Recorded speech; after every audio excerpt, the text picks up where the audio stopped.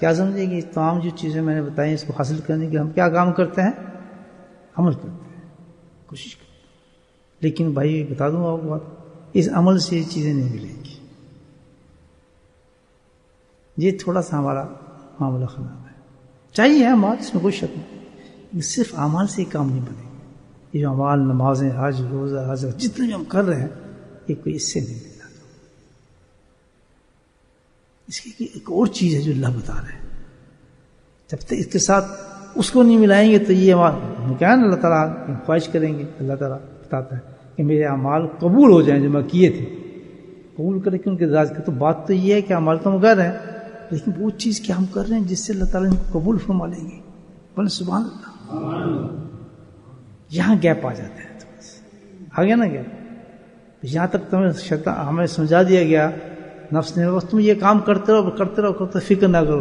آگے والی بات نہیں سوچنے دی ہمیں کہ بھئی اعمال ہمارے قبول ہوں گے بھی نہیں ہوں گے، اللہ اس کو پسند کرے گا نہیں کرے گا، اس کے بدلے ہمیں چیزیں ملیں گی نہیں ملیں گی، اس کو اس نے ہاتھ رکھ لیا کہ یہاں تک پہنچنے کی ضرورت نہیں ہے، لگا جدھر لگا تو اپنا نماز پڑھ رہا ہے، پڑھتا رہے، حج کر رہا ہے، کافی ہے تیرے لیے۔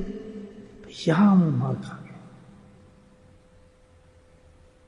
قرآن پڑھو، قرآن کیا کہتا ہے؟ سبحان اللہ۔ قرآن کچھ اور بات کرتا ہے کہ ہماری عمل سے نہیں چلتا، اس کے ساتھ ایک اور چیز بھی چاہیے۔ وہ کیا چیز ہے؟ وہ آئی نہیں تو کام پھر دوسرا ہو جاتا ہے، عملوں کے ساتھ زندگی دوسری ہو جاتی ہے۔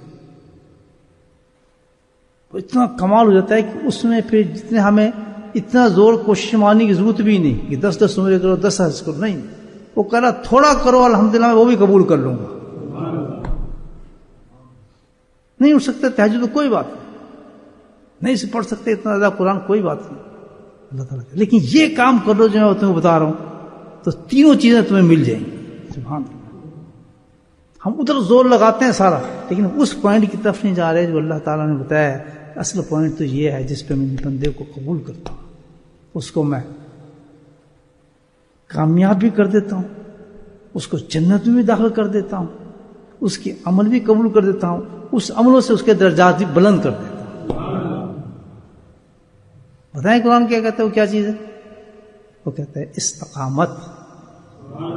پھر بولیں سبحان اللہ۔ اگر بات سمجھ آ گئی میری کیا چیز ہے، پھر بولیں سبحان اللہ۔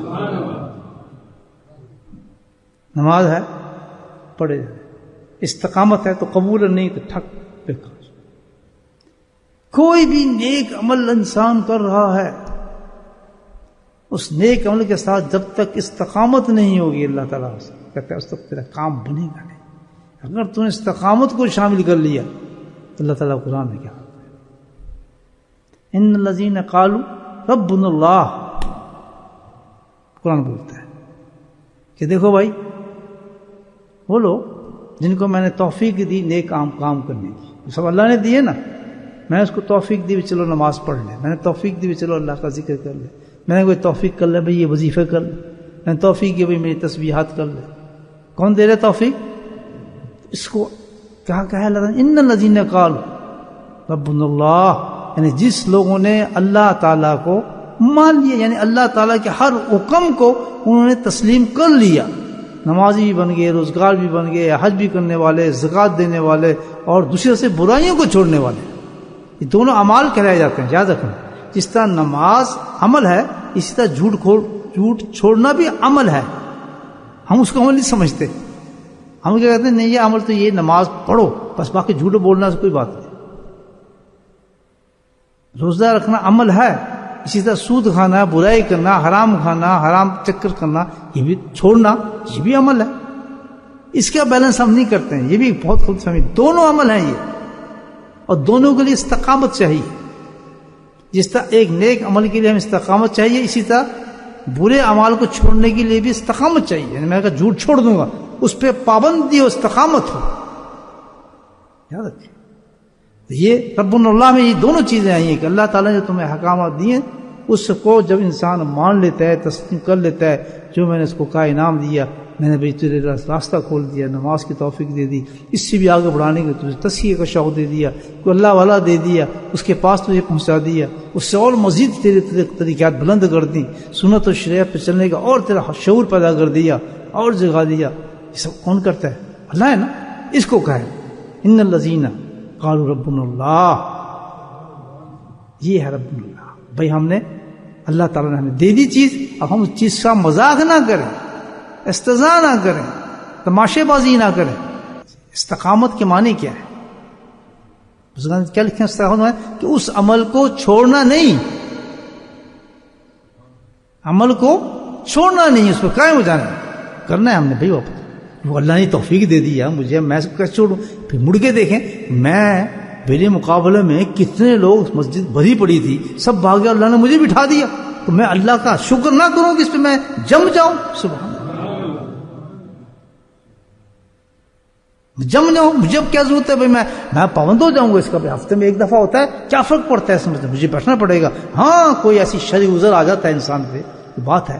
تو اللہ تعالیٰ کہتا ہے اگر کوئی شرعی عذر آ گیا، کوئی ایسی مصیبت تیرے پہ آ گئی، تو نہیں آ سکا تو نہ، لیکن تیرا ثواب میں لکھ دوں گا. اتنا پسند کرتے ہیں اللہ تعالیٰ کسی چیز پہ قائم ہو جانے کے لیے، سبحان اللہ، کہ اس کی کوئی تعریف نہیں کی جا سکتی. کیسی تعریف کی؟ پھر کیا ہے؟ ہمیں اعمال کی جگہ ہم جو کر رہے ہیں ہمیں کیا چاہیے؟ منزل چاہیے. اللہ کہتا ہے منزل کیا ہوا؟ کہ تم نے قبول کیا میرے عبادات کو جو میں تمہیں دی ہیں، اس پر تم نے استقامت کی، اس کو چھوڑا نہیں، پابندی اختیار کر لی، تو پھر اللہ تعالیٰ کا آگے فلا خوف علیہم ولا ہم یحزنون. سبحان اللہ، کہ کامیاب ہو گیا، یعنی نہ خوف اور نہ ڈر. کیا مثال دی ہے؟ کہ وہ ایسے لوگ ہوں گے جس نے استقامت کر لی، ان کو اب ڈرنا چاہیے نہیں، وہ تو کامیاب ہو گئے. کس طرح؟ تو یہ دنیا میں گارنٹی ہوگی ان لوگوں کے لیے. سبحان اللہ، جو اپنے وظائف کے اوپر، اپنے کاموں پر جم گئے ہیں، برائی چھوڑنے پر یا اچھائی کرنے پر جم گئے، تو اللہ کہتا ہے میں تمہیں ابھی سے گارنٹی دیتا ہوں کہ اب تجھے غم کرنے کی ضرورت ہی نہیں ہے، جنت کھلی ہے تیرے لیے. آج فلا خوف علیہم ولا یحزنون. کتنی بڑی اللہ پاک گارنٹی دے رہے ہیں. اس کے بعد کتنی بڑی ایک اور گارنٹی آتی ہے، جس عجیب بات ہے آگے آیت میں بھی، اولئک اصحاب الجنت. اللہ تعالیٰ کہتا ہے کہ یہ تو میں نے گارنٹی دی ہے کہ یہ کامیاب ہو گئے، اور دوسری گارنٹی دیتے ہیں اب یہ کیا ہے کہ یہ جنت میں ہوں گے. اصحاب الجنت، یہ جنتوں کے ساتھی بن گئے ہیں جنت والوں. اس کو یاد رکھنا ہمیشہ. یہ بہت اونچا نقطہ بتا رہا ہوں صوفیوں والا، کہ جب اللہ تعالیٰ توفیق دے دے کہ آپ کو شیخ مل گیا، اس سے کوئی ذکر مل گیا، اس کی صحبت مل رہی ہے، اس کے نام مجلسیں مل رہی ہیں، تو پھر اس میں آزمائش جو آئے گی وہ ایک آئے گی. شیطان نے ایک کام کرنا ہوگا صرف، کہ اس کو اس سے نکالو. میں نے بڑوں کو بھاگتے دیکھا ہے، کوئی جواز اس کے پاس، بس جی ہمارا دل نہیں کرتا، بھائی ہم پسند نہیں کرتے، بس جی ہم بس چھوڑ دیا، ہم نے کچھ نہیں، ہم نے تو یہ کر. تعجب ہوتا ہے کہ شیطان دل کس طرح انسان کو غرق لاتے ہیں. یہ آسان چیز نہیں ہے، یہ استقامت جو ہے میں آپ کو بتا رہا ہوں، اٹس ناٹ جوک. تو اس چیز کو ہمیشہ یاد رکھ کے سالک مرید کہ اس میں ایک راستہ آئے گا جس میں وہ شیخ سے نکالے گا، اس راستے سے بھگائے گا. جو بہہ گیا اس نے استقامت کو چھوڑ دیا. تو فرمایا یہ بشارت دے رہے ہیں کہ اللہ تعالیٰ کہ جو استقامت پہ آ گیا وہ میں دنیا میں تمہیں بشارت دے رہا ہوں. صحابہ جنت کیا ہوگا؟ وہ ولی اللہ ہے، وہ میرا دوست ہے. ہو سکتا ہے ابدال ہو، کتب ہو. فرماتے ہیں حضرت گنگوی رحمۃ اللہ نے فرمایا کہ وظائف کرنے سے انسان ولی نہیں ہوتا، بلکہ وظائف کی پابندی سے انسان ولی ہوتا ہے. بھلے سبحان اللہ، کتنی بڑی بات کہی حضرت گنگوی رحمۃ اللہ نے. سوچیے، یہ ہے تجربے کی بات.